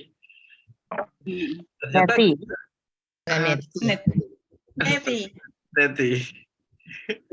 Ternyata juga di dunia pendidikan sesama sivitas akademika itu kadang kalau kita sekarang melihat istilah adalah kayak membuli. Membuli kan. Membuli itu pada dasarnya adalah menjatuhkan karakter orang lain. Dan juga kemudian muncullah sifat namanya julid. Saya tidak tahu kalau di Amerika apa bahasanya julid itu. Julid itu adalah orang yang iri dengan orang lain. Awal dari hasad, iri, itu kemudian menjudge orang lain, harkat martabatnya di bawah orang tersebut. Jadi merendahkan orang lain. Dan itu adalah sebenarnya itu adalah buah atau benih daripada ajaran iblis. Dia merasa hebat dibanding dengan Adam. Khalaqtahu min tin wa khalaqtani min nar. Ya Allah, engkau ciptakan dia dari tanah, sedangkan engkau ciptakan aku dari api.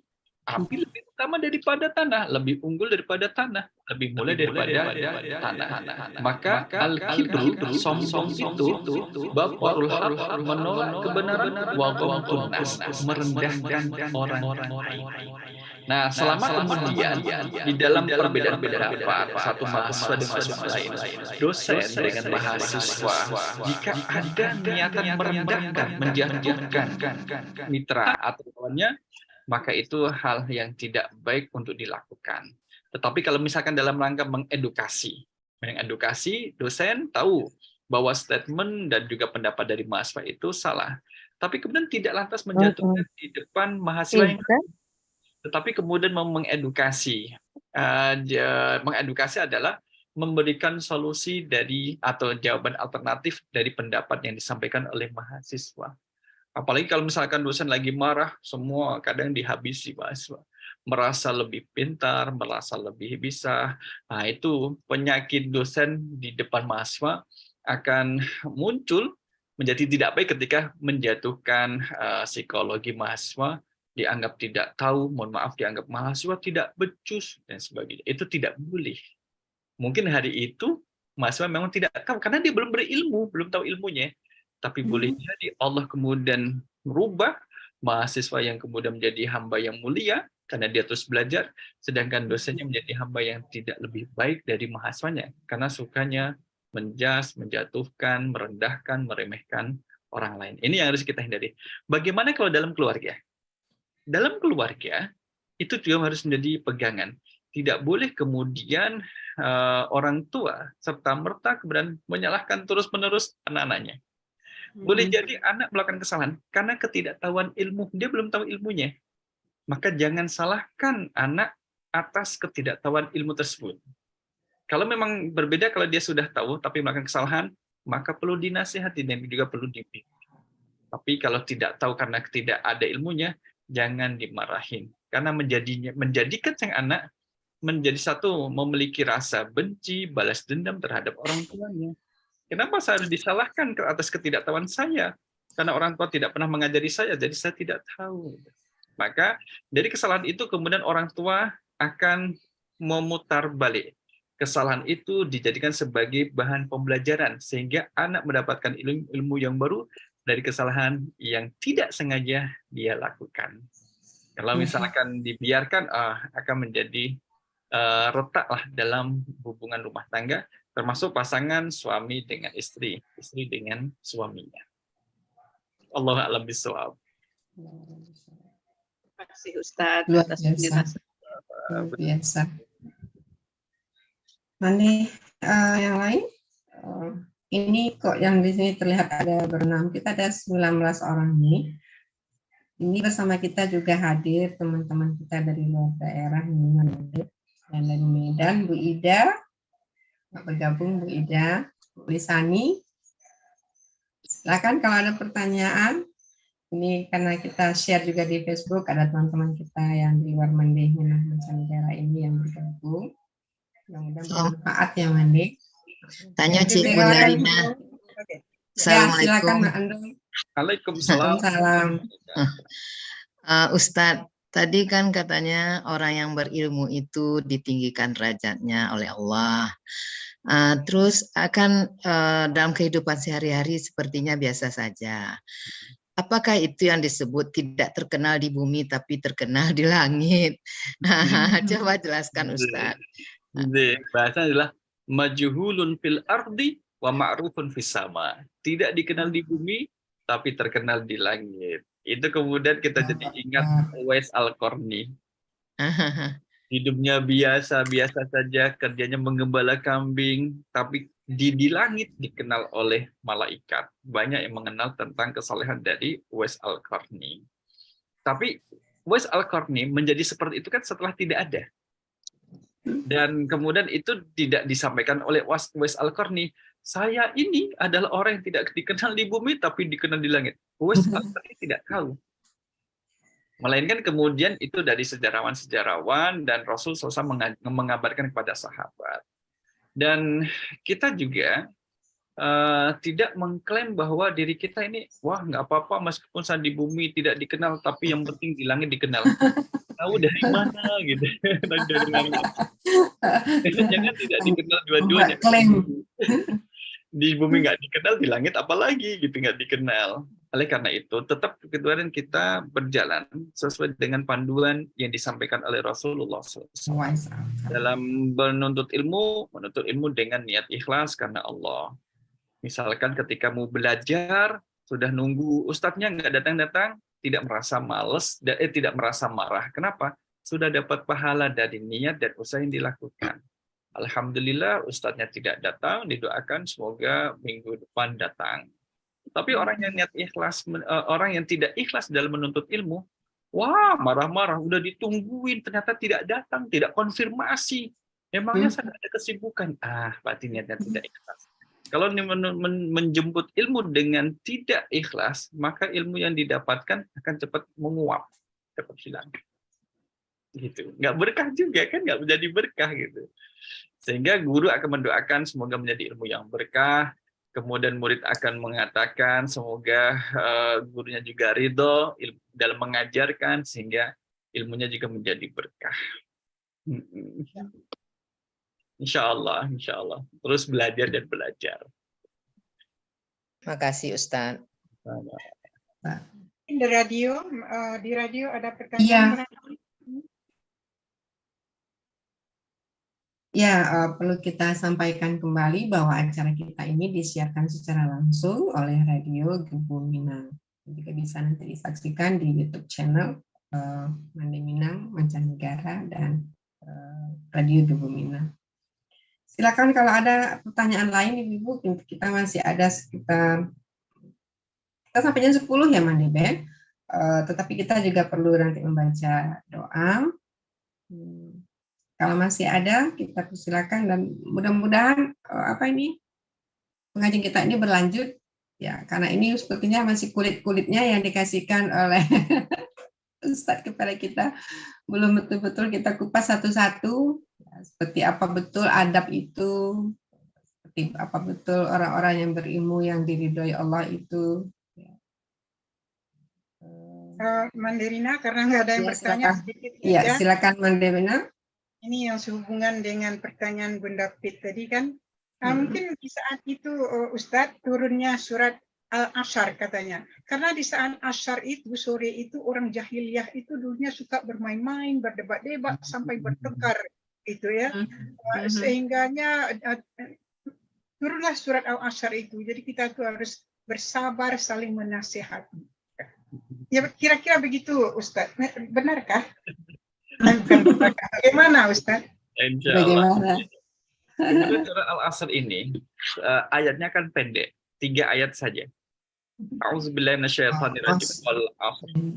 Innal insana lafi khusr illa alladzina amanu wa 'amilus solihati wa tawassaw bil haqqi wa tawassaw bis sabr. Kita mulai dari Al-Asr. Al-Asr itu kalau kita lihat, asar kan bisa bermakna waktu, waktu-waktu asar. Tapi asar juga bisa berarti memeras. Tapi yang diperas adalah buah. Sehingga perasan buah itulah namanya jus, itu bahasa Arabnya adalah asir. Dari kata asar juga. Yang kedua, asar itu bisa bermakna memeras keringat. Kalau sudah datang waktu sholat asar, orang itu akan bekerja, berjibaku, menyelesaikan pekerjaannya sebelum malam datang. Sehingga kewajiban yang lain menjadi tertinggalkan. Tidak sholat asar. Deadline dan sebagainya. Kemudian asar ini menunjukkan waktu asar. Antara asar dengan maghrib, waktunya singkat. Beri gambaran bahwa hidup kita di dunia sesingkat antara waktu asar ke maghrib. Dan asar ini adalah kemudian diartikan dengan masa. Bahwa setiap kita akan dimintai pertanggungjawaban oleh Allah tentang batas usia kita masing-masing. Kita tidak dimintai pertanggungjawaban oleh Allah atas peristiwa yang terjadi sebelum kita lahir. Dan kita tidak dimintai pertanggungjawaban oleh Allah atas peristiwa yang terjadi setelah kita wafat.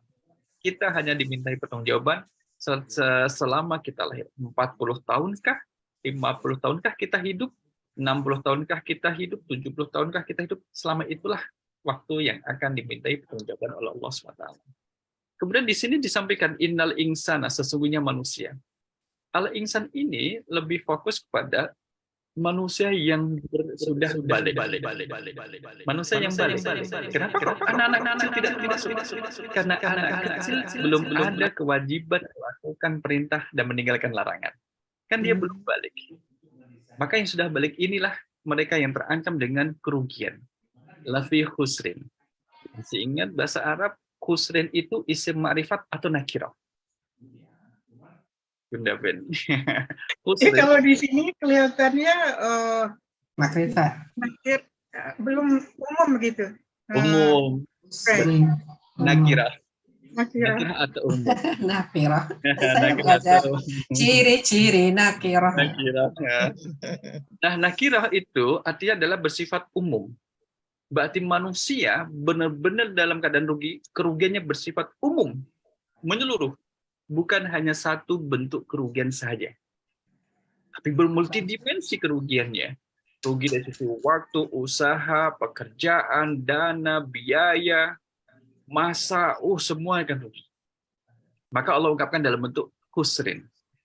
Sama kemudian khusrin ini adalah nakirah. Kalau kita intip dalam surat Al-Ahzab, surah Al-Ahzab, Ahzab. Nah, 33. Kemudian kita tengok ayatnya adalah ayat yang ke-21. Ada hasanatun, ada uswatun. Masih ingat, Bunda Ben? Uswatun itu makrifat atau nakirah, Bunda-bunda? Kata uswatun. Tapi pasti isim ya? Pasti isim, Bunda Rina. Karena dia ditanwin, ada tanwinnya. Ini adalah isim nakirah. Isim nakirah umum. Iya. Tidak ada alif. Nah, tidak ada alif. Kalau ada alif lam, mananya spesifik. Kalau kita lihat, sungguh pada diri Rasulullah benar-benar ada suri teladan yang baik bagimu. Uswatun hasanah itu suri teladan yang baik. Maka suri teladan ini Allah sampaikan dalam bentuk umum. Jadi pada diri Nabi Muhammad banyak keteladanan yang harus kita ikuti. Bukan hanya satu keteladanan saja, tapi banyak keteladanan. Nah, kembali pada Al-Asr.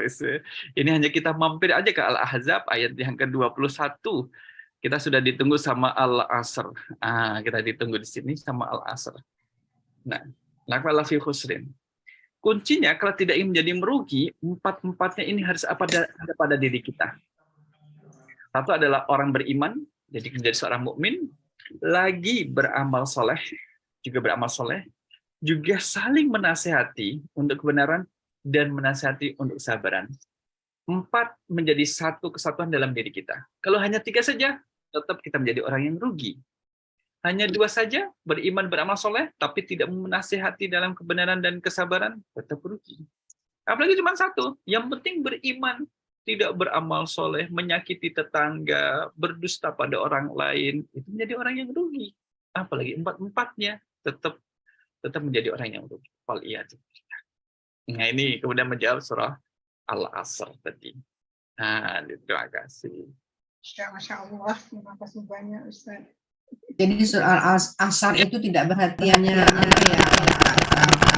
waktu di mana malaikat itu berganti sehingga dia penting ya, tetapi juga punya makna-makna lain. Betul. Tapi ini Ustadz, ini menunjukkan kami betul-betul tidak berilmu, Ustadz. Ilmu kami sangat minim. Sama-sama belajar. Satu sisi kita punya ilmu, tapi sisi lainnya kita tidak punya ilmu. Coba misalkan Bunda Rina tanya saya tentang yang tidak saya ketahui pun tidak bisa jawab. Iya, ilmu itu banyak sekali dan luas sekali dan beragam ya. Maka dalam Al-Quran, wa ma utitum minal ilmi illa qalila. Allah memberikan ilmu kepada kita itu cuma sedikit. Ternyata ilmu yang sedikit ini bisa menjadikan manusia bisa sampai ke bulan. Iya. Menghitung matahari, menghitung jarak matahari dengan bumi. Itu padahal sedikit ilmu yang Allah berikan. Menghasilkan bibit-bibit baru. Berarti Allah Al-Alim, Maha mengetahui. Al-Alim, Maha mengetahui. Luar biasa.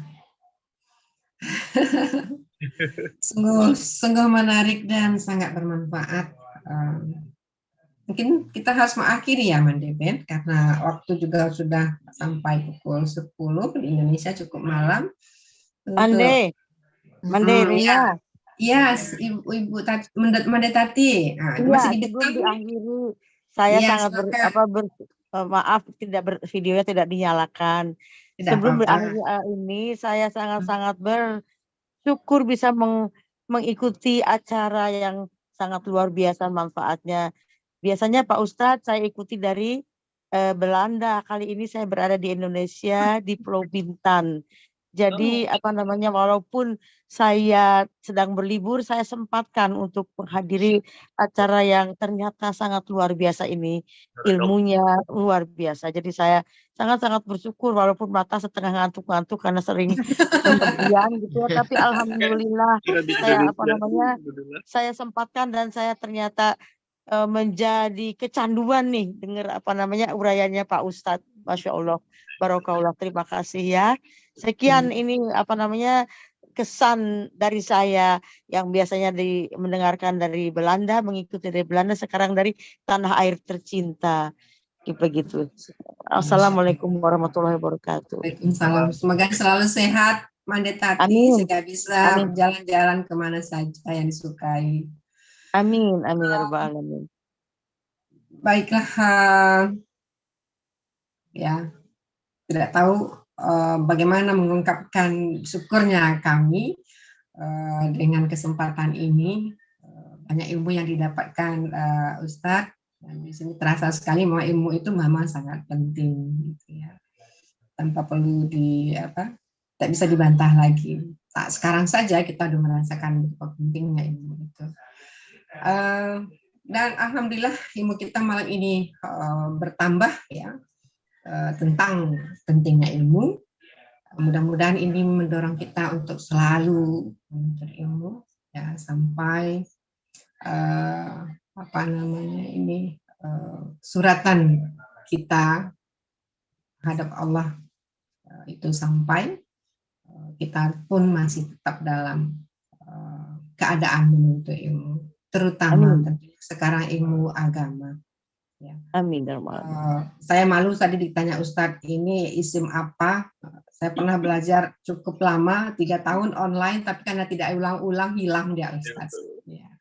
Sekarang mulai belajar lagi, insya Allah.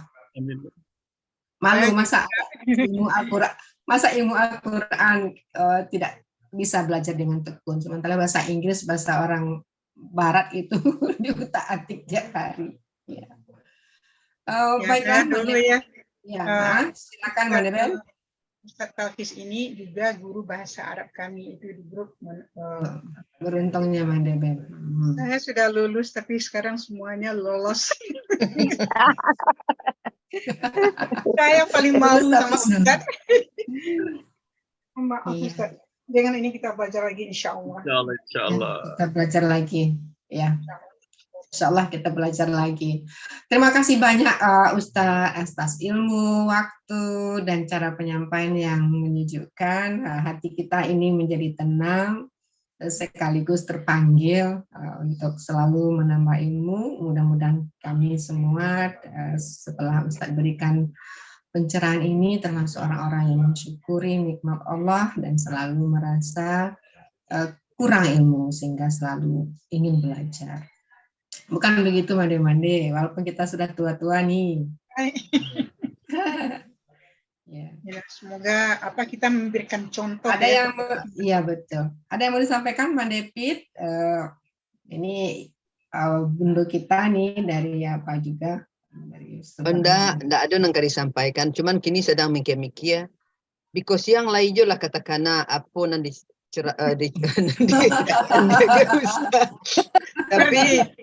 tapi lain main cadia gini, topik-topiknya lain baca catat kok lupa, pikir-pikir entah berapa minit baru ke jalan kincia-kincia mengana. Itu saja masalah kini kok.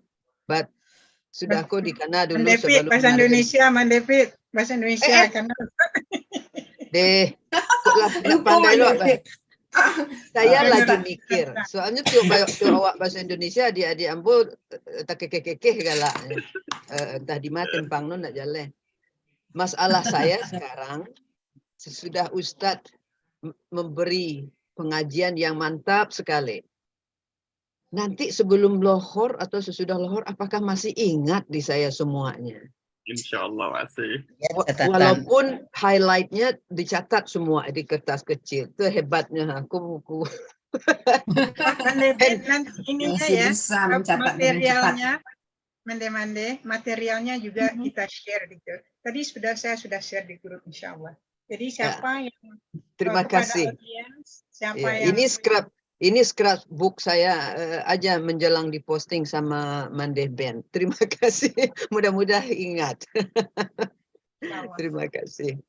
Ya. Silakan. Terima kasih Mande Pit. Alhamdulillahirabbil alamin, kita sampai pada penghujung acara dan karena waktu jua maka kita harus menyampaikan perpisahan. Tapi sebelum kita berpisah, mari kita minta kepada Ustadz kita untuk memberikan atau membacakan doa.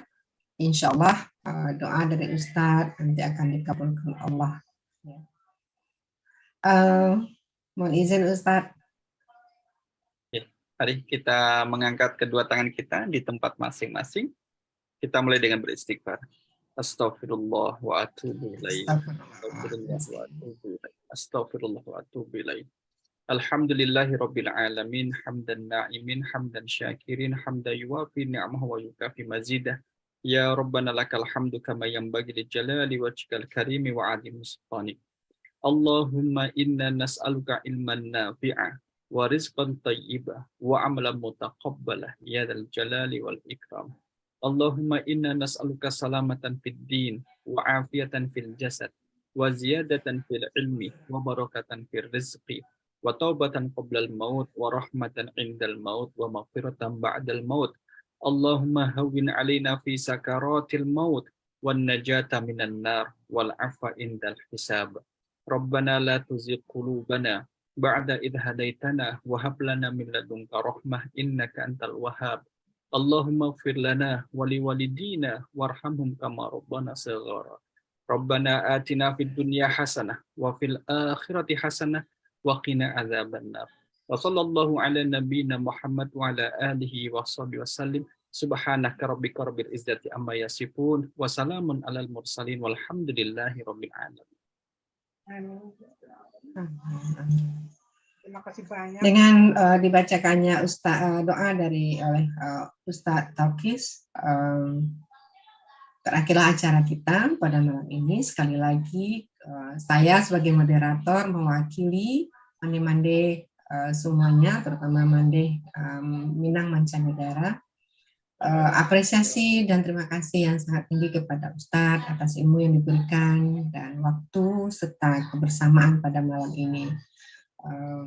Mudah-mudahan Allah meridai apa yang telah kita lakukan pada malam ini dan memasukkan kita sebagai orang-orang yang berilmu pengetahuan dan menjadikan kita orang-orang yang memiliki keutamaan di mata Allah. Dan insyaallah nanti Ustadz juga akan mencari kita di surga jika kita tidak terlihat di surga. Dan Ustadz mencari kita di mana, Mande Rina, Mande Ben, Mande semuanya, mari masuk ke surga. Amin ya Rabbil Alamin. Baiklah, saya mengucapkan maaf, beribu maaf kalau ada kata tidak pada tempatnya, terutama pada Ustadz dan pada Mande semuanya. Kalau ada yang salah itu adalah kesalahan saya, kelemahan saya. Kalau ada yang benar itu adalah dari Allah Subhanahu wa Ta'ala. Saya undur diri sebagai moderator. Assalamualaikum warahmatullahi wabarakatuh. Waalaikumsalam warahmatullahi wabarakatuh. Ila liqa. Assalamualaikum. Waalaikumsalam warahmatullahi wabarakatuh. Terima kasih banyak Ustadz. Ya, semoga kita jumpa lagi di bulan depan insya Allah. Amin, amin ya rabbal alamin. Ya, terima kasih semua hadirin. Ya, dengan ini